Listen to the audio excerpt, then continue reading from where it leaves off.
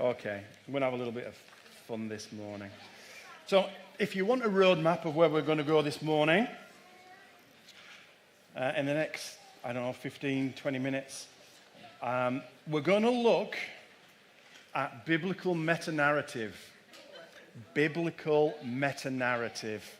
So if you've done any theology, if you've got a master's or a theological doctorship, feel free to come and take over from me, all right? Because mine's experiential learning rather than anything else. Although I did do a theology degree way back in the last century, in the 80s, but so I go. So I've thrown in some theological language, but don't let that worry you too much. We're going to have a very practical outworking of it at the end that's hopefully relevant to all our lives. And we're going to dig into journaling. Now, I forgot to get one out, so I'm going to have to go over here now. So, in my box of tricks, along with a load of pens, there's a box of journals. Woo! Which, through the wonderfully gifted Matt, has Restored to Restore on the front. Okay, so I think I've got enough for certainly all the adults in the room. So you can get one of those towards the end. And any leftovers, we'll be selling them for £5 at the back. All right. All towards church funds, of course. So we're going to use that as a tool. So if you've noticed, and I know that we've not taught into these a lot before Christmas. These changed between Christmas and New Year. These are our togethers. So I'm picking on one of the key ones for us, which is this one in the middle over here, Restored to Restore. And so I don't have to get my glasses on. I'm going to walk a bit nearer. Our purpose is restoring people to their original good design. And then linking it to this one over here, learning together about Jesus and the way of Jesus. So that's where we're going to go in those two things.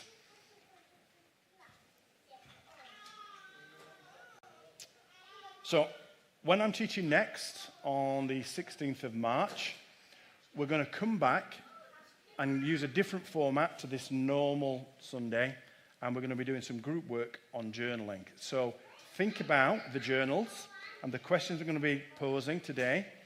We're going to get people up talking about journaling and how they've done it for years and how they do it and the mechanisms of doing it. I'm praying that Samantha is back with us because she journals, and I'd love her to share her perspective on journaling because it's very different to mine, which is very written.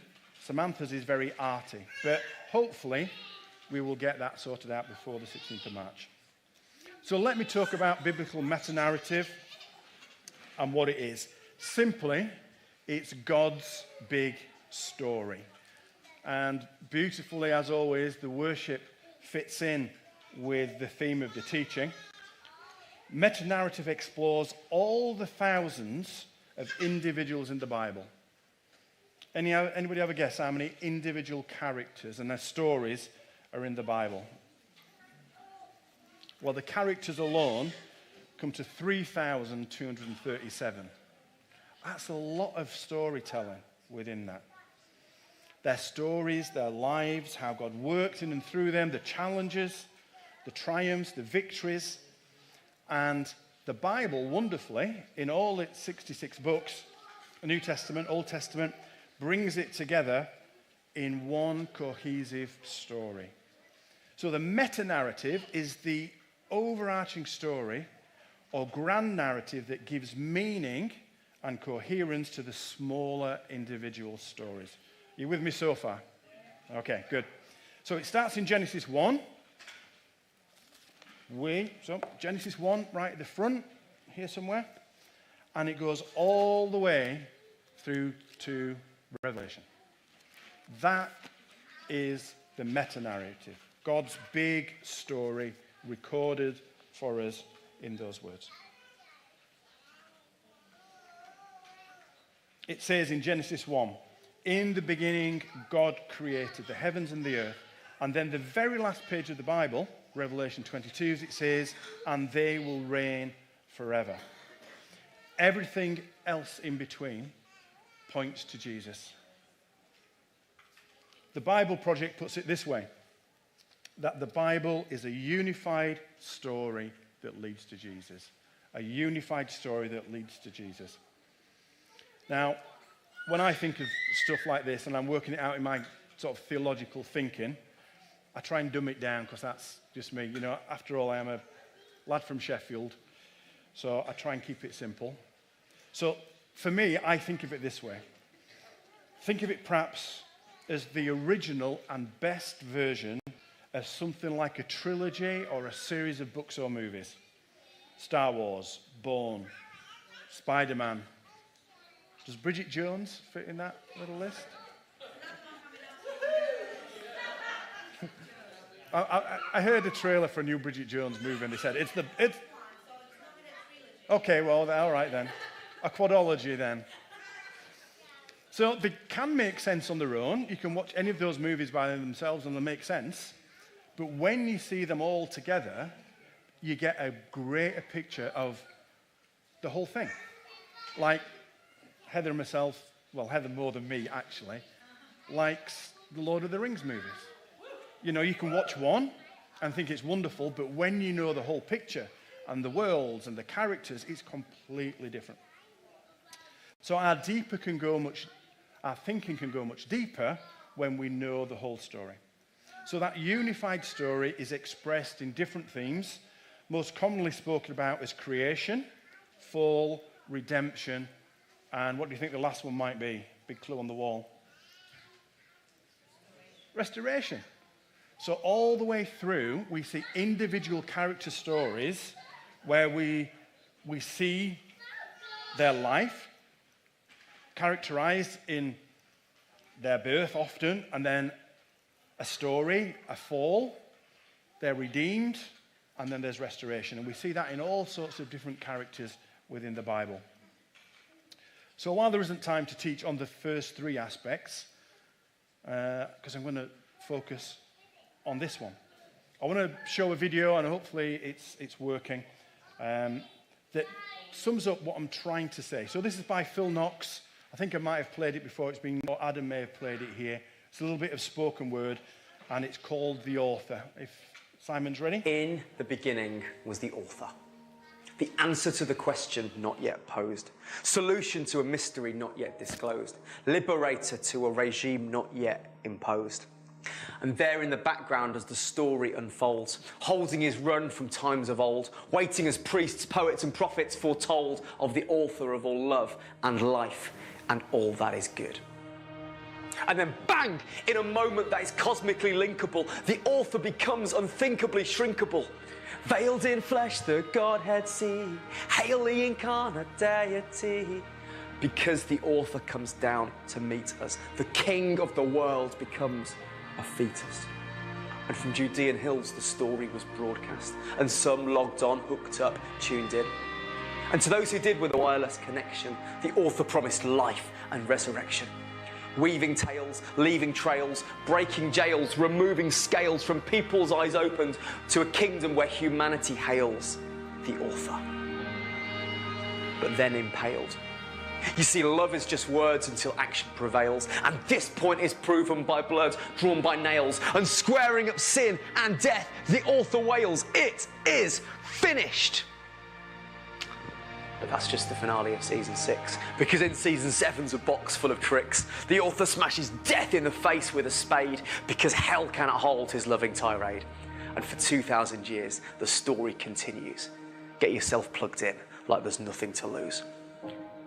So reach for your settings and turn your Li-Fi on, because the author is still speaking, his heart is still beating, and the story is love, and with it he frees us, because the author has a name, and his name is Jesus.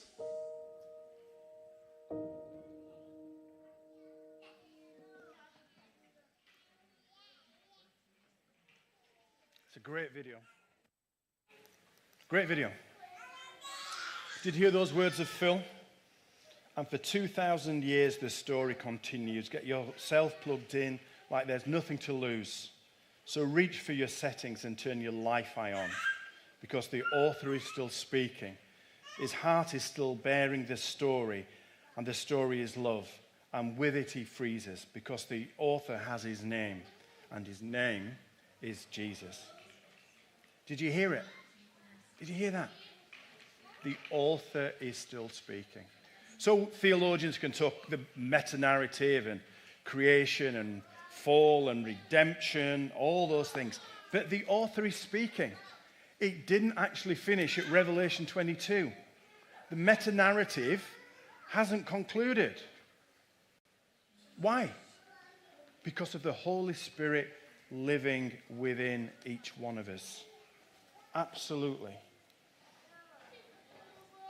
These aren't empty words. They're not nice things on the wall. They're not lovely graphics on a book. It's not a catchy tagline. This is truth right here. And it's not a dead truth. Is Phil Moon here? I can't see Phil. That's all right, I can speak at liberty then. As wonderful and inspiring as Shakespeare and Tolkien and Dickens are, those plays, those sonnets, those novels are finished. But the word is still alive and bright, vibrant and powerful and dynamic, speaking with fresh power across generations, changing hearts and minds, transforming lives and breathing divine truth into every moment of history, as Phil Knox said. Genesis to Revelation and everything in between. And the miracle is, right here, right now, God is still at work doing the same. Firstly, the word has the power to do it all by itself. Augustine of Hippo. That's Augustine of Hippo, not the Hippo.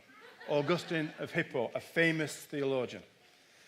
Nabil Qureshi, who wrote Seeking Allah, Finding Jesus. Lee Strobel, who wrote The Case for Christ. J. Warner Wallace, who authored Cold Case Christianity, were all transformed just by picking up and reading the Word of God. Nothing more. Just by the power of the Word and the Holy Spirit in itself. Secondly, Jesus desires to use each of us to bring that transformational message to others. It can't simply be for us. It has to be a message that is shared and lived out. And that is why we have it on the wall. Our purpose, restoring people to their origins of the good design. Colossians 1:19-20 puts it like this. We look at this Son and see the God who cannot be seen. We look at this Son and see God's original purpose in everything created. For everything, absolutely everything, above and below, visible and invisible, rank after rank of angels, everything got started in him and finds its purpose in him. He was there before any of it came into existence and holds it all together right up to this moment. And when it comes to the church, he organizes and holds that together like a head does a body. 18 and to 20 now. He was supreme in the beginning, and leading the resurrection parade, he is supreme in the end. From beginning to end, he's there, towering far above everything, everyone. So spacious is he, so expansive that everything of God finds its proper place in him without crowding. Not only that, but all the broken and dislocated pieces of the universe, people and things, animals and atoms, get properly fixed and fit together in vibrant harmonies, all because of his death, his blood that poured out from the cross. Look at the richness of verse 20 there. But all the broken and dislocated pieces of the universe, people and things, animals and atoms, get properly fixed and fit together in vibrant harmonies. Broken and dislocated people. As recipients of God's restoration, each of us are called into discipleship. And discipleship is simply growing more like Jesus and encouraging others on the same journey. We are restored to restore others. Each one of us is called to be an active participant in God's restoration work. We bring healing to broken lives, broken families, broken communities. We promote justice and share the hope of the gospel, sometimes through our words, sometimes through our testimony, but often through our incarnational presence, carrying, as Paul writes in 2 Corinthians 2:15, the aroma of Jesus wherever we go. So to bring it right home, I want to invite Donna, who's going to share about carrying that aroma of Jesus into her work life, carrying the incarnational presence of Jesus with her wherever she goes. Donna.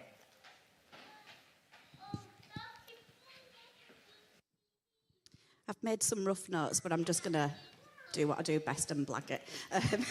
Donna, you blag it. It's free.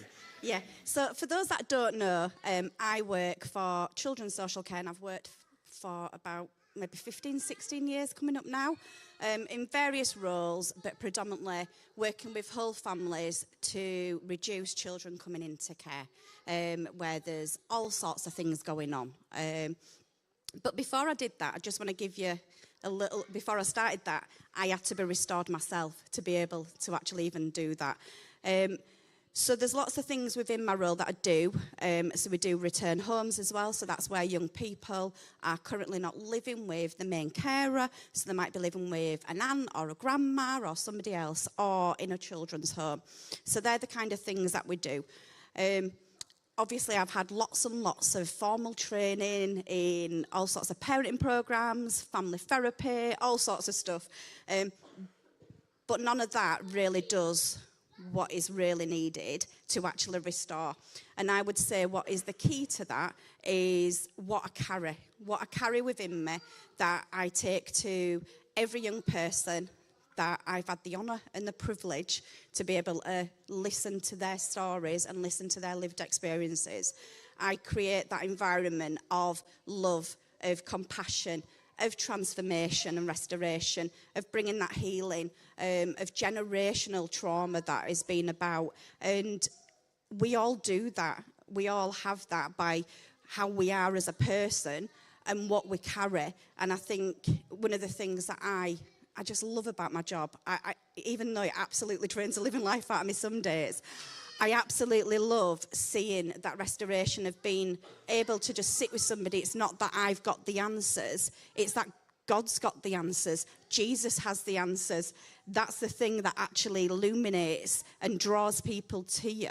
There's one of the things that my nickname at work, which isn't a nice nickname, so it is the Queen of Disclosures, because I literally can go into a room with a parent and within a couple of hours of just sitting with them and just listening, I normally end up with a quite horrific disclosure. And it isn't because I'm amazing. I would never even take that glory. It's because God is within me and that light illuminates out and they just connect with it. One of the good things as well that I really love about my job, about what God does with me, it helps me to build community for families in terms of people who are really isolated and building those networks and reconciliation. You know, I've had reconciliation in my life, but I also get to do it with families who are not connected with their children anymore or are not connected to their parents or their siblings. And we do network meetings where we go, okay, what's going on? And that's how God uses me within that. And I just wanted to encourage you that obviously it's probably pretty extreme to most people when I'm saying what I do, and it's a very whistle-stop tour. But I'm thinking back to even when I was doing toddler groups with Gillian and then with Ange. And actually, God has used me no matter what season I've been in, whether it's been speaking to my neighbour and bringing that environment, bringing Jesus that lives inside me to that conversation, to down that street to go to the shop to get some milk and speak to that person. We all carry an environment. It's whether we see the environment we carry and actually whether we are willing to open it up to others. But yeah, that's kind of where my work is.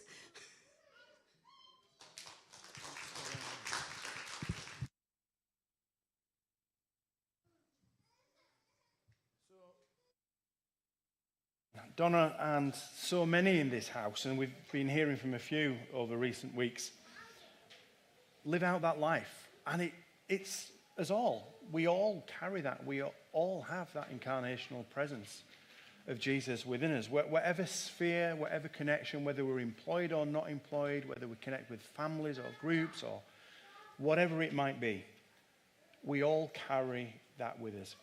2 Corinthians 5:18 says this, "And this is from God, who through Christ reconciled us to himself and gave," who?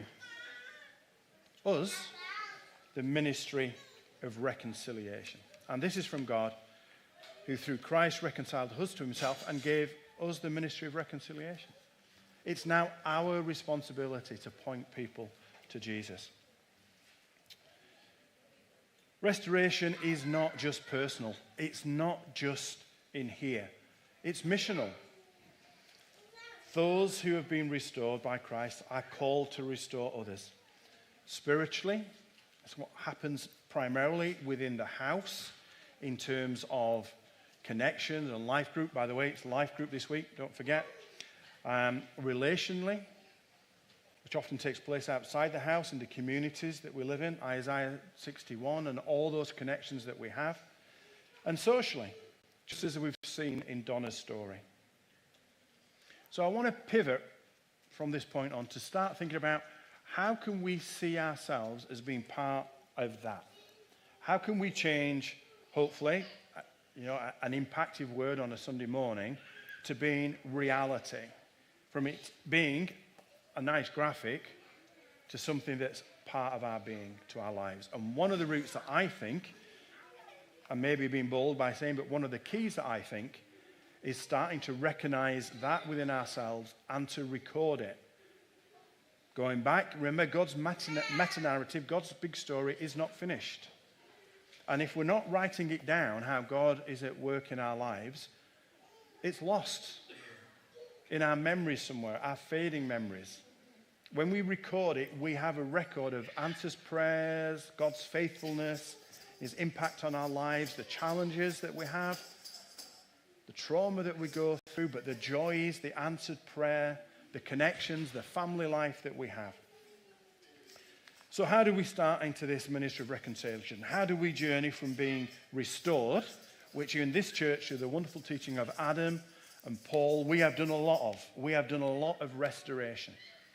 Now, church, it's time that we take it out to restore others and recognize that God has called us, as in that verse in 2 Corinthians, to reconcile others to God and to be restored. And let me say that restored is one of those contradictions that we find because it simultaneously is complete and it's an ongoing process. So I am fully restored right now because God has done everything. But I'm also at the same time being restored to an even better version of that. So restored, everything's done. But learning to live through that is where we are right now. So we must take hold of the key missional principle of being restored to restore, from being on the words, a teaching on a Sunday or a discussion at a life group, and take it for what it is, our mission to live out Jesus in everything that he calls us to do. There's a powerful quote that I came across by Art McPhee in a paper called The Missio Dei and the Transformation of the Church. Missio Dei is Latin. It simply means mission of God or the sending of God. And of course, we are the sent ones. So let me read what it says. This is Art McPhee in the mission of God and the transformation of the church. The mission of the church cannot be limited to planting churches and saving souls. For with God's kingdom comes shalom, peace, of which the church is a sign. The missional church proclaims the incarnate, crucified, resurrected, ascended Christ, who, Present in the Spirit is continuing God's mission of establishing the kingdom. That's what we're doing. We are establishing God's kingdom. And what it preaches, it also confirms in ministries of love to its own members and everyone else, even enemies, in priestly service, prophetic speaking and actions, and advocacy for peace and justice. The church models the meaning of kingdom citizenship. And we see that lived out. Those that have shared the stories, Donna this morning, she's living out that kingdom principle in her workplace. And he follows this up with a great one-line observation. No longer will mission be seen as something Westerners carry to the non-Western world. God's mission is to the whole world, so every place of human habitation is a mission setting. Let me read it again. No longer will mission be seen as something Westerners carry to the non-Western world. God's mission is to the whole world, so every place of human habitation is a mission setting. Even Shipley, even Idle. It doesn't say that. But it is wherever you are. Wherever you are is a mission setting. It's a cliche, but the mission field is right outside these doors. It's wherever we find ourselves, whichever connections that we have. Yes, Leon? Even London, yes.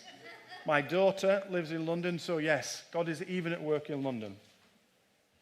So to reinforce that each of you is called as restored to restore others. So you're going to get a free journal and a pen. And hopefully what's written on the front will be a daily reminder that it's not print, it's written on your hearts. It's written on the book, but it's written in your hearts that you are restored to restore. And as you open it and start to write down what God is doing in your life, it will remind you that you are restored to restore others. And there are loads of examples, and I'm not going to go into this deeply, but there are loads of examples where we can see the Bible as actually journaling. There's loads in Psalms. Psalm 42, David. Why, my soul, are you downcast? Why so disturbed? Psalm 51. Create me a pure heart, O God, and renew a steadfast in me. And Adam took us back in 2020 through Lamentations. And the whole story is the story of someone crying out to God. And then at the very end, we see the response of that. Paul's letters in the New Testament read like journal entries. Job details his afflictions, but in the end, he proclaims, I know my Redeemer lives. So if you're looking for motivation, other than what I've said this morning, let me just pull a few points to you from a great little app that I have, NHS Second Nature, which is about lifestyle change. And it says this about journaling. So the following points are significantly scientifically proven. So journaling is scientifically proven to decrease symptoms of chronic health conditions, including arthritis and asthma. It improves our cognitive function. That's the way that we think and process.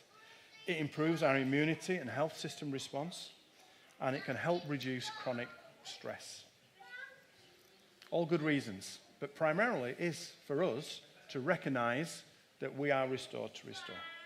So let me give you some quick tips as we move into this next few weeks of practicing journaling. For those, I recognize there are many in the house that already do. Maybe you're the ones that I'm going to be asking to come and share in March about how you do it. So think about these things as well. Try and find a consistent time that works for you to journal each day. And it might be when you're having breakfast, it might be when you take a break in the morning, it might be last thing at night. And remember, journaling isn't quite the same as a diary. It's not just listing everything that's happened.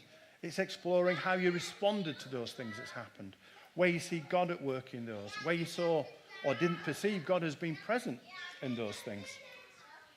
You might want to set a reminder on your phone to do it. I have one on mine.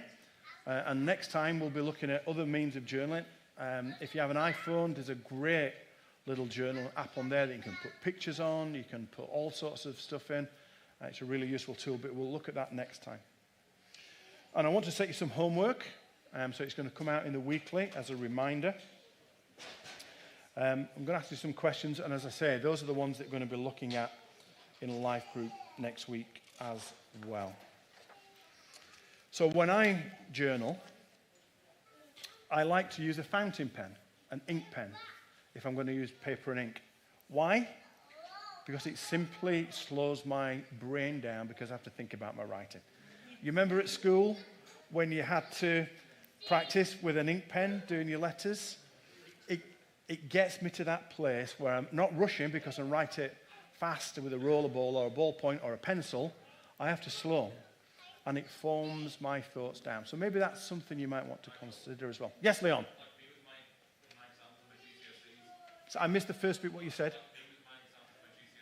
Exactly. Sometimes you've got to slow down to speed up. Who said that from this pulpit before? Mr. Adam did. Yes. So here's the question that are going to come out in the weekly tomorrow for you to think about in your journals, okay? And of course, if you journal regularly, you'll have your own system, and I'm not saying you need to change that. But for those that don't, and you're looking for some tips about how to start writing, maybe these 4 will be helpful. And then in the following week's weekly, there'll be another 4, and then we'll keep moving like that until we get to the 16th of March. So the first question is, what can I give God thanks for today? What can I give God thanks for today? That's a great place to start in thankfulness. Thinking specifically about our journey of restoration. In what ways has God restored me? The third question, what broken areas of my life is God still working on? What broken areas of my life is God still working on? And how does knowing that I am restored by Christ shape my identity? How does knowing that I am restored, our pictures are on the back on the wall, just check us out and we can point you how to get involved in that, if that's something you're interested in. I want to close with a prayer that I think we've done once before. It's the Sabbath prayer from the 24/7 prayer group. And I know that Sunday often for many of us isn't a Sabbath. We take a Sabbath hopefully at some point at another point in the way. Sabbath being just a time of rest to shift our focus from the everyday things of life to God. So let me read this prayer, and with that we'll close. Father, help me to live this day to the full, being true to you in every way. May this day bring Sabbath rest to my heart and my home. May God's image in me be restored, and my imagination in God be restored. May the gravity of material things be lightened, and the relativity of time slow down. May I know grace to embrace my own finite smallness in the arms of God's infinite greatness. May God's word feed me and his spirit lead me into the week and into the life to come. Amen.